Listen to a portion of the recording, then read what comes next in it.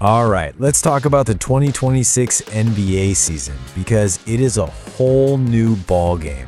We've got teams pushing every single chip they have into the middle of the table, making these huge, risky gambles to try and build a champion.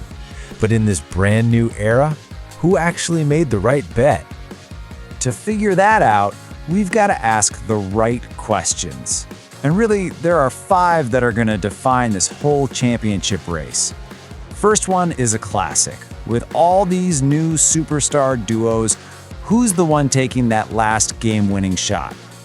Next up, which one of these new pairings has the most potential? You know, the highest possible ceiling if absolutely everything goes right for them. And of course, you gotta look at the flip side of that coin. Which one of these duos is a ticking time bomb? The one with the highest risk of a complete spectacular flameout? Then there's this. With all the buzz about scoring, are we maybe sleeping on the defensive fit? Or, the lack of a defensive fit in some of these new partnerships? And all of that leads us right here to the biggest question of them all, the one we're really here to answer today.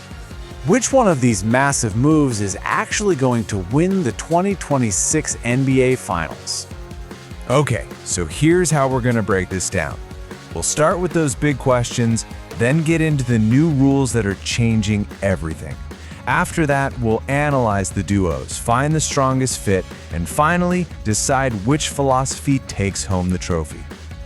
But before we can even begin to answer those questions, we have to get our heads around the new landscape of the league, because the rules of the game have fundamentally changed. Yeah, there's a new set of rules in town, and the big one is called the second apron.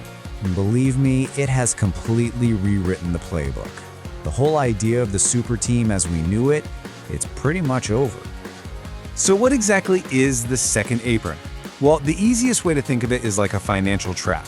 It's this super restrictive salary cap line, and if you cross it, the penalties are brutal. Your ability to add talent gets completely crippled. It's basically designed to stop teams from just hoarding stars.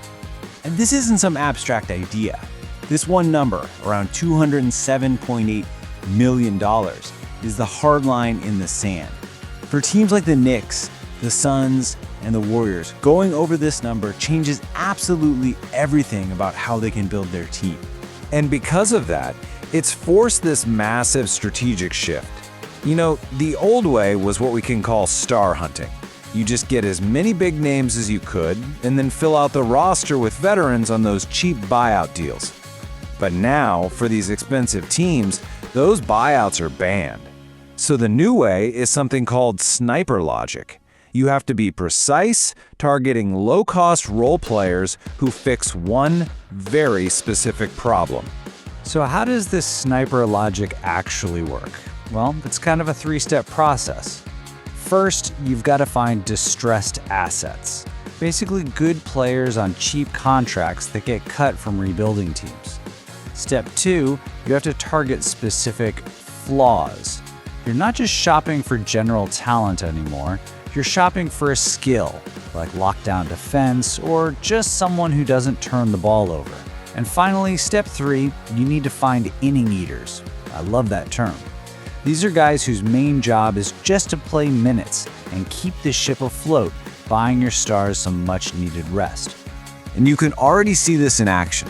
The Knicks needed a defensive inning eater to spell their main guys, so they got Jae'Sean Tate. The Timberwolves needed a steady hand when Mike Conley was on the bench, so they got Monty Morris. And the Bucks? They needed someone to just come in and get buckets so Damian Lillard could rest. So they grabbed a microwave scorer like Bones Highland, a guy who can heat up instantly. But what happens if you don't adapt? Well, this quote about the Phoenix Suns says it all. They doomed their stars to exhaustion. Because of the new rules, the Suns were totally paralyzed. They were so far over that second apron, they couldn't sign anyone, they couldn't add depth. They literally had no choice but to run their superstars into the ground. Okay, so now that we get the rules, let's look at the actual moves.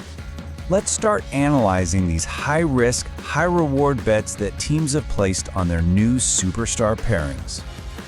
This table is a great little cheat sheet for the 3 big partnerships we're looking at. You got the Wizards duo with huge potential but a big question mark. You got the Cavs pairing, which could be amazing or could just explode. And then there's the Warriors bet on chemistry. You can see the ceiling, the collapse risk, and the key weakness for each. Let's dive into them one by one. All right, so let's go back to one of our big questions. Which duo has the highest ceiling? The analysis points to Anthony Davis and Trae Young. And it makes sense, right? Their skills are a perfect complement.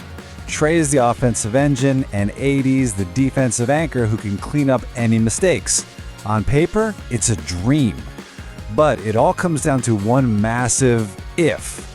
Can Anthony Davis actually stay healthy for a full season and a playoff run? Now, for the highest collapse risk, that belongs to James Harden and Donovan Mitchell. The big problem here is what the analysis calls a usage rate collision. And that's just a fancy way of saying there's only one basketball. Both guys are used to having it in their hands. This pairing also gives us the answer to our last shot question. Donovan Mitchell is the guy. But the real question is whether Harden can live with that.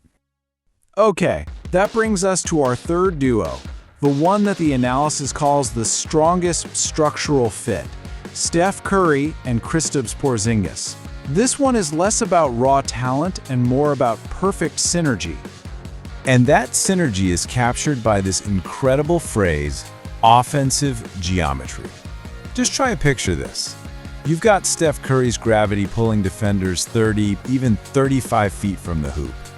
At the exact same time, you've got Porziņģis, a 7'3" center, pulling the other team's big man all the way out to the three-point line. The space that creates, in theory, it should be completely impossible to guard.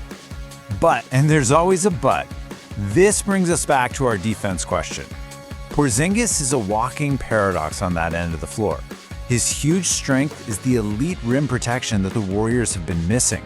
But his weakness is that he can really struggle to guard smaller, faster players out on the perimeter.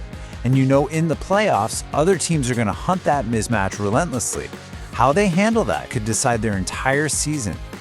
Okay, so after breaking all of that down, the new rules, the high ceilings, the big risks, which philosophy is actually going to win a championship? Let's get to the final verdict. So which move wins it all in 2026? The analysis suggests the smartest bet was made by Golden State. In this new, restrictive NBA, their strongest structural fit is the most stable path forward. That perfect chemistry, their offensive geometry, gives them the clearest, most logical path to a title, with, of course, the same big asterisk as everyone else, if they can stay healthy. And really, that leaves us with one final, big picture question to chew on. In an NBA where you can't just spend your way out of problems anymore, is having perfect chemistry and a perfect structural fit actually more valuable than just chasing the highest possible talent ceiling? It just might be the new formula for building a champion.